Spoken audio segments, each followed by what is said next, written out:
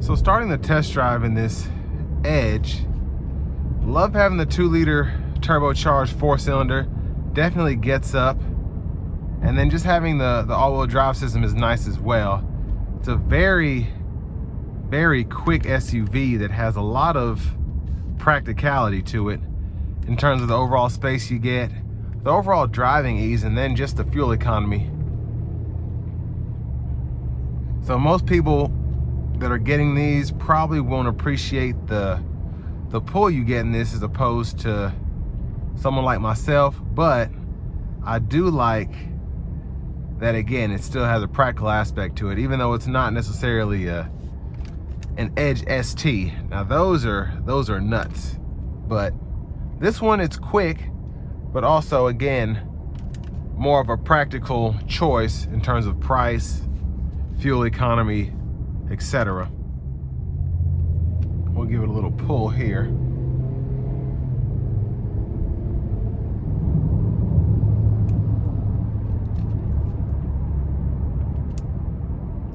So throttle response is good, and you don't have the choice of drive modes here, but it's still, I feel like the just standard drive mode is perfect here. If you put your foot down, you can get some pull, and if you let off the throttle, you get an efficient SUV.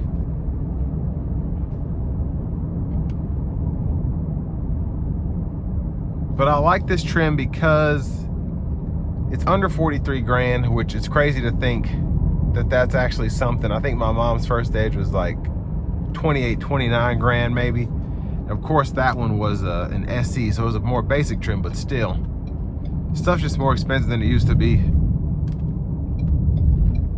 But compared to other vehicles in the segment, I always think of the Chevy Blazer.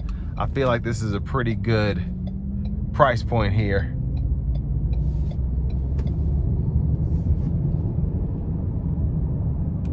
But I'm gonna give it a little pull getting on the interstate. We'll see how it does.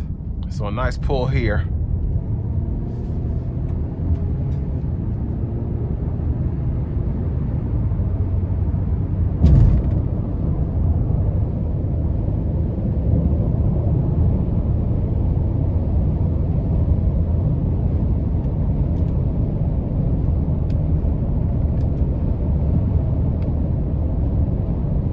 So got up to speed very nicely.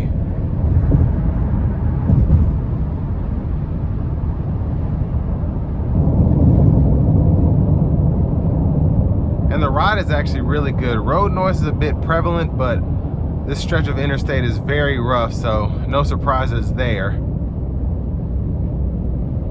But I do think this is a pretty good option if you want something that has relatively good space. Let's say you have 2 kids and you just don't want a full-on minivan.